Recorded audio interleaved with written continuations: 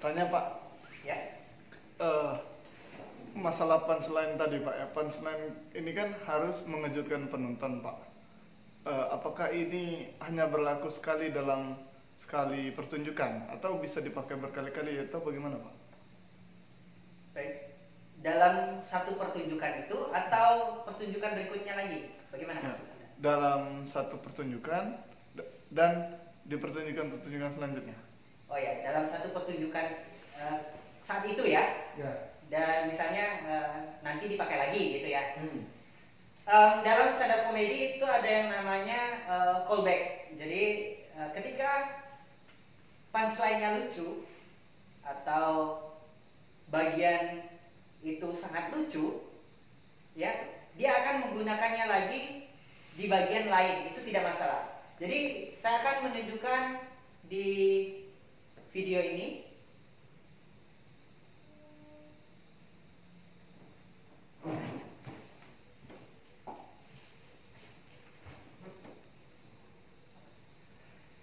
Selamat Sebentar. Ya. Di video ini ya, Selamat. di bagian Masa iya bapaknya ketemu gelandangan? Kenapa kerja, Mas? Saya kalau orang Indonesia udah ya Pak ya, capek ya. Oke, di sini ya. Saya pernah nih naik bus dari Semarang ke Jakarta. Ya saya kalau ketemu ini di samping saya tuh kebetulan bapak-bapak. Ya saya ketemu kan kita sapa pakai ini.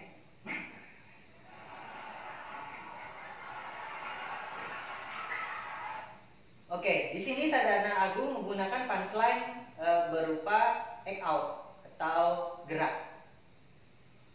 Jadi dia hanya seperti itu. Bapaknya ngebales.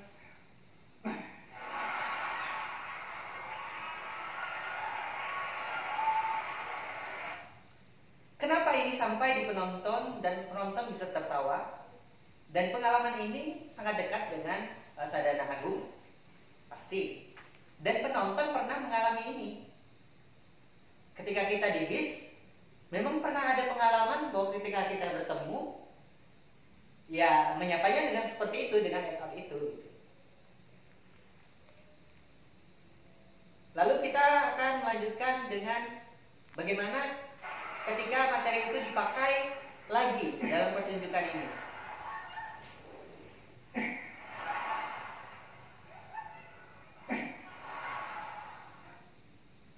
Udah ya Pak ya, capek ya.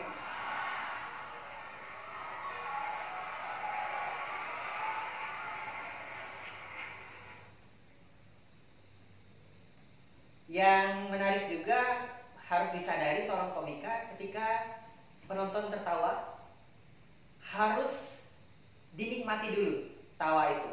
Jadi diselesaikan tawa itu, baru disambung dengan kelanjutan materi. Jadi ini hal yang penting karena memang tujuan kita untuk membuat penonton tertawa. Jadi ketika mereka belum selesai tertawa, jangan dilanjutkan dulu. Dan biasanya kalau orang Indonesia udah ketemu nih di bus, pasti tanya tujuan. Tapi Nah, callback-nya dipakai di bagian terakhir ya. ya, udah besar Bu ya. Iya. Tuh. Terus ini sebelahnya siapa? Bukan. Terus siapa Bu? Enggak semuanya kan keluarga saya Bu. Tiba-tiba yang ngelus dengkul, wah, Nah, ini udah pasti ketahuan. callback-nya di sini. Pinjem duit. Punchline-nya dipakai lagi. Mana nih? Udah bahasa basi nih. Nah, Imam Banjal. ya. Jadi punchline-nya dipakai lagi di bagian ini. Di bagian ya, itu menjadi ciri khas satu pertunjukan ini. Ya. Seperti itu. Kebanyakan dari teman-teman stand up komedian, mereka tidak ingin mempublikasikannya stand up komedinya ke media sosial atau ke YouTube. Kenapa ini bisa terjadi? Karena ketika orang sudah menonton, orang sudah tahu punchline-nya apa, orang sudah tahu kejutan-kejutannya. Jadi itu tidak, kemungkinan untuk tawanya tidak terlalu besar seperti itu. Tapi untuk orang-orang yang profesional biasanya tetap dinikmati seperti itu. Nah, mungkin ada pertanyaan lain lagi? Ya, silakan. Pak, bisa nggak pertunjukan stand up ini dipindahkan ke dalam panggung teater? Ya. Kalau ini kan lebih akrab nih Pak, nampaknya lebih berhubungan dengan penonton. Bisa nggak kalau stand up ini nggak berhubungan dengan penonton Pak, dia hanya bercerita sendiri gitu? Bercerita sendiri, tapi kekuatan stand up komedi adalah menerima respon tawa. Jadi pernah nonton selain stand up komedi nggak yang mungkin di YouTube orang dagelan terus membuat lawakan, pasti diselipkan suara-suara tawa palsu gitu ya, karena memang kekuatannya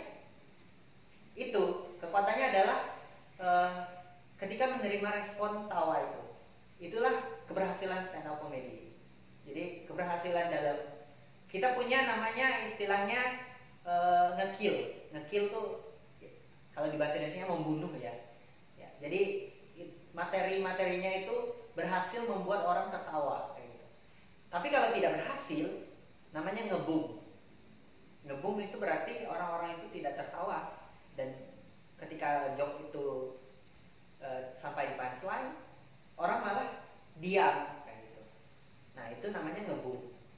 Dan bisa terjadi selama satu pertunjukan tidak ada tawa, yaitu berarti dia tidak berhasil dalam membawakan stand up comedy. Seperti itu. Ada lagi?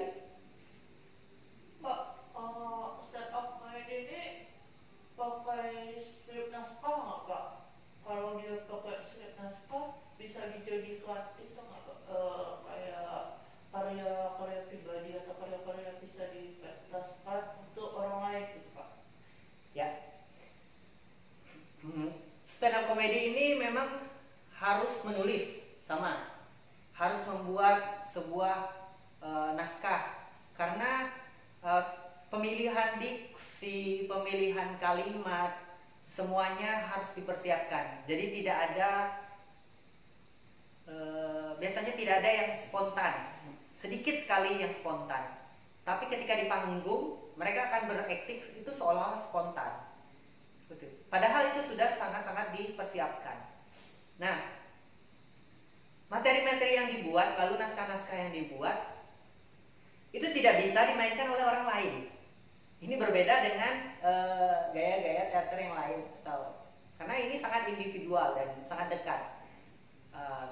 Karena ketika misalnya Raditya Dika dengan masalah percintaannya dengan pacarnya, atau dulu dia membicarakan tentang kejombloannya misalnya, atau Ernest Prakasa yang membicarakan bagaimana tentang kehidupannya sebagai warga Tionghoa misalnya, itu tidak mungkin dimainkan oleh Raditya Dika karena mereka punya latar belakang yang berbeda.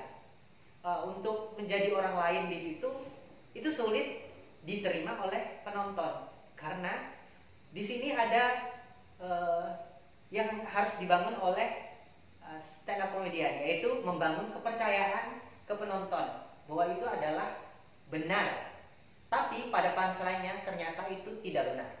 Jadi kebenaran yang diangkat kemudian dipatahkan dengan sebuah kebohongan. Jadi ketika kebenaran itu dipercaya penonton dan punchline-nya ternyata itu tidak mematahkan itu bukan menjadi komedi, bisa jadi itu menjadi sebuah tragedi. Penontonnya menjadi sedih atau seperti itu. Jadi itu sebuah ketidakberhasilan dalam penyampaian stand up itu. Jadi belum ada sampai saat ini misalnya ada naskah dari atau materi dari orang misalnya di barat misalnya, lalu dipakai oleh Panji Pragiwaksono kayak gitu. pasti kami atau komika pasti akan bilang, wah ini materi si A nih, ini materi si B nih, kayak gitu. Seperti itu. Karena hal-hal yang seperti itu nanti bukan menjadi sebuah stand up comedy, itu menjadi sebuah apa ya namanya, komedi-komedi receh lah yang sering mungkin teman-teman lihat di TikTok seperti itu.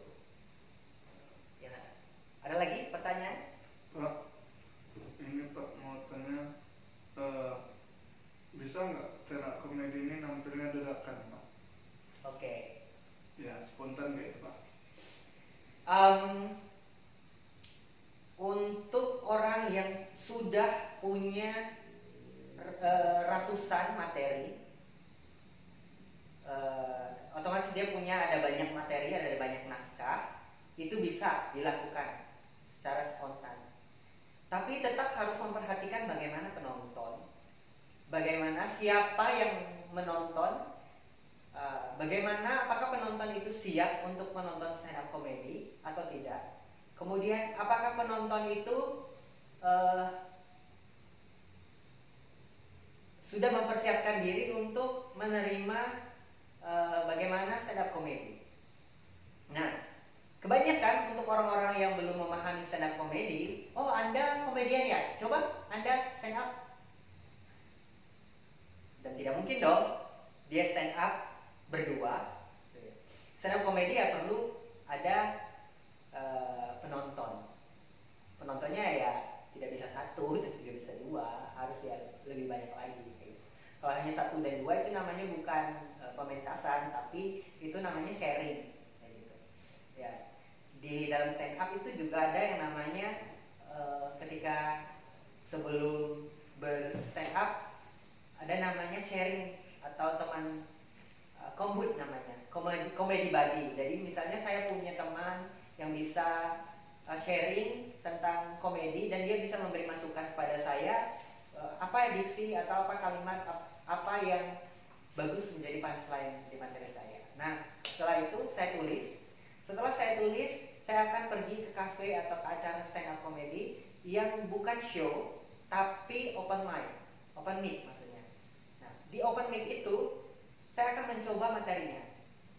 Kalau itu lucu saya simpan, kalau itu tidak lucu saya revisi atau saya buang. Nah, setelah itu saya coba lagi di cafe lain. Ternyata lucu, tetap saya pakai sampai ke mungkin 5 kali atau 6 kali itu sebagai sarana latihan. Nah, setelah materi ini bagus dan teruji coba, ya, barulah dibuat sebuah show.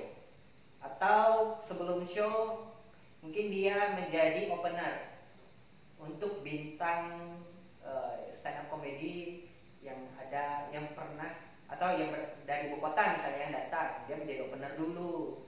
Setelah jadi 5 kali menjadi opener, dia sudah percaya diri untuk membuat show, ya silakan. Gitu. Jadi stand up comedy itu untuk spontan tidak bisa. Saya bilang itu prosesnya panjang. Jadi perlu latihan juga, perlu persiapan juga. Tapi kan nanti apakah bisa materinya berkembang saat situasi itu terjadi kan Pak? Enggak. Ada improvisasi seperti itu Iya. maksudnya? Ya itu mungkin Berkembang materinya gitu Pak. Perkembangan itu bisa terjadi ketika dia melihat kondisi. Misalnya dia melihat sesuatu yang aneh di dalam kafe itu, yang mungkin aja dia akan menggunakan sesuatu di situ, tapi tetap sebelum dia tampil dia sudah observasi tempat itu. Kemungkinan yang bisa menghasilkan lucu dari tempat ini apa ya? Nah, ketika di kafe juga harus melihat, misalnya di kafe ini, di sini sebuah pentasnya pentas kecil ya, karena kita tidak perlu pentas yang besar, cukup mungkin 2 level atau misalnya 2 meter kali 4 meter lah, seperti itu. Kemudian 1 mic. Kemudian misalnya di situ ternyata ada orang yang membuat air atau membuat jus misalnya, ada suara blender seperti apa. Nah itu menjadi tidak kondusif seperti itu. Jadi kalau memang mau di kafe kita juga harus melihat kafe yang bagus itu seperti apa, tempatnya, kemudian kemungkinan penonton untuk melihat bagaimana, kemudian apakah itu restoran atau apa. Misalnya kalau restoran atau apa ya, kita juga harus melihat bahwa materi kita ini ada nggak sesuatu yang jorok ya. Jadi tidak bisa sembarangan. Jadi kita harus melihat bahwa situasi-situasi, kondisi-kondisi penonton yang nanti jangan sampai merusak suasana yang ada seperti itu. Ada lagi? Jadi kesimpulannya memang stand up comedy itu tidak bisa dibuat spontanitas seperti bernyanyi misalnya, atau oh kamu bisa nyanyi ya, coba nyanyi. Tidak bisa. Stand up comedy tidak bisa seperti itu. Misalnya kamu bisa main gitar, coba bermain gitar. Nah, saya pikir juga ketika orang bermain gitar juga punya proses untuk mempersiapkan diri seperti ini. Dia tidak akan bisa kalau tidak punya instrumen. Ya, gitar perlu instrumen. Kalau dia punya instrumen itu ya bisa dia stand up comedy. Nah, ketika disuruh stand up, kalau dia tidak punya instrumen itu yang pas untuk audiensnya, ya tidak akan bisa kayak gitu. Nah, sampai saat ini yang menjadi kendala untuk orang-orang stand up comedy biasanya karena lucu di bahasa Indonesia itu kadang-kadang bukan berarti lucu, tapi lucu berarti wah ini sepatunya lucu ya, kayak gitu, bagus kayak lucu berarti imut misalnya, atau itu kadang-kadang membuat orang ya bingung mana nih lucu yang benar-benar bikin kita ketawa atau lucu yang bukan membuat kita ketawa seperti itu. Nah, selain itu selain lucu juga ada hal-hal yang memang harus diperhatikan dalam ber-stand up comedy. Hal yang penting itu mungkin secara teknis ya, secara teknis seperti cara berbicara, kemudian bagaimana ketika menggunakan mic ya, apakah kita ketika datang mic-nya boleh di biasanya kan orang datang di gedung-gedung seperti itu, hal-hal yang tidak perlu dan itu tidak mengundang tawa itu tidak perlu dilakukan di panggung. Memang kalau seandainya kita perlu tahu mic itu berfungsi atau enggak, biasanya cukup dengan menekan mic itu kita bisa mendengar itu sudah ada atau tidak. Itu hal-hal teknis. Jadi hal-hal teknis juga harus diperhatikan dalam stand up comedy. Nah, kembali ke bagaimana penulisannya, saya menyimpulkan ada 4. Ini menurut buku Greg Den ya. Ada 4 yang bisa dilakukan untuk membuat sebuah premis, yaitu apa yang aneh, apa yang menakutkan, apa yang sulit, dan apa yang bodoh. Jadi tadi Sadana Agung juga sudah bilang ya, aneh ya kalau nama orang Indonesia ya, jadi aneh ya. Aneh itu ya karena dia membuat premis itu.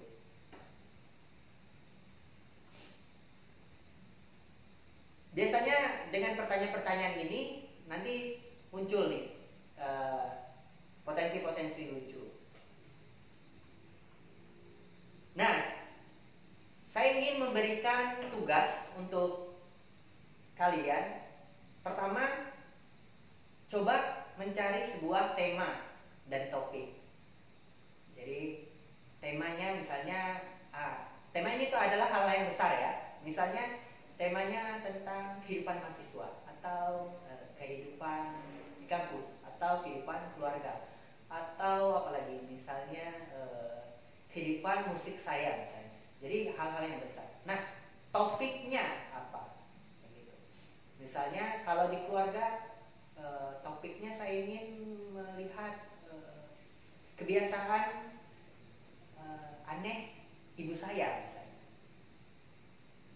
Atau kebiasaan-kebiasaan yang ada di keluarga saya seperti itu. Nah, itu topik itu. Kemudian setelah menjadi topik, baru kita memberi pertanyaan, misalnya kebiasaan dalam keluarga saya. Nah, pertanyaannya adalah apa yang aneh dalam kebiasaan keluarga saya? Seperti itu. Lalu apa yang bodoh atau tidak biasa dilakukan keluarga saya? Seperti itu. Berlaku untuk hal-hal lain. Nah, selanjutnya buatlah 3 bit. 3 bit atau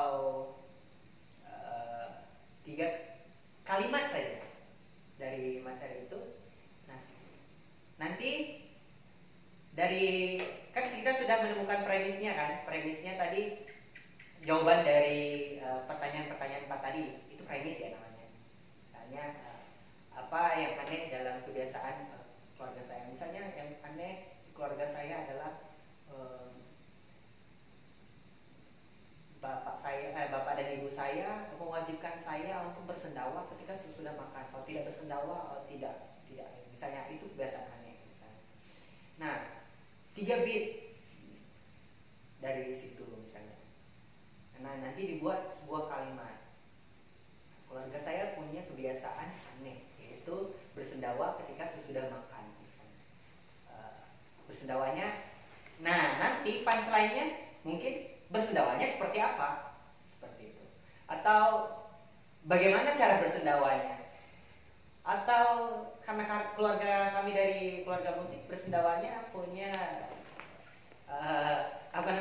intonasi dan seterusnya. Nah, itu nanti diimajinasikan.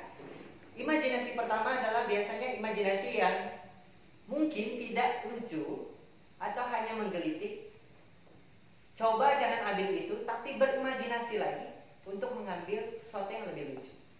Seperti itu. Silakan ditulis dalam format Word, lalu kirim ke email saya. Ya, silakan nanti teman-teman mencoba. Besok ketika kita bertemu, kita bisa sharing ya. Dicoba nih ke teman, lucu nggak? Atau ketika itu dilontarkan, apa yang lucu? Apakah kalimat itu yang lucu? Atau malah cara menyampaikan yang lucu? Nah, nanti kita akan diskusi lagi lebih mendalam tentang ini. Mungkin kalau ada pertanyaan atau apa, silakan bertanya dengan saya ya. Atau mungkin kirim WhatsApp, tapi lebih serunya kalau kita diskusi lagi. Kemungkinan ada teman-teman yang tertarik untuk mencoba stand up comedy. Di Jambi ada komunitas stand up Indo Jambi namanya. Mereka punya rutinitas setiap sekali seminggu di warung klasik namanya. Di sana ada banyak teman-teman yang mungkin bisa membantu teman-teman untuk memahami stand up comedy. Saya punya satu buku dari Kripdian, yaitu Step by Step Stand Up Comedy, sudah diterjemahkan dalam bahasa Indonesia. Kemungkinan ini contoh-contoh materinya memang sedikit tidak lucu karena ini adalah materi yang sudah diterjemahkan ke bahasa Indonesia. Tapi tekniknya seperti yang sudah saya jelaskan, tapi lebih mendalam lagi. Di sana dijelaskan banyak sekali tekniknya, teknik kita berstand up, bagaimana kita datang ke panggung, apa persiapannya, bagaimana hal-hal yang harus kita lakukan, bagaimana mengekspresikan tawa, komedi itu gitu. Ada banyak lagi. Mungkin itu. Terima kasih atas partisipasi teman-teman. Terima kasih atas semangat dari perkuliahan hari ini. Dan di pertemuan terakhir besok kita akan mencoba melihat hasilnya. Lalu kita akan juga mereview ulang apa yang sudah kita pelajari. Lalu terakhir kita akan mencoba mencari salah satu atau salah dua yang kira-kira bisa kita coba untuk pelajari lebih mendalam dan kita coba praktekkan. Mungkin itu saja dari saya. Jika ada hal yang kurang berkenan atau penyampaian saya kurang lengkap, bisa ditanyakan nanti. Atau ada hal-hal yang mengganjal, bisa ditanyakan komedi. Terima kasih untuk hari ini. Selamat sore. Sampai jumpa di perkuliahan berikutnya.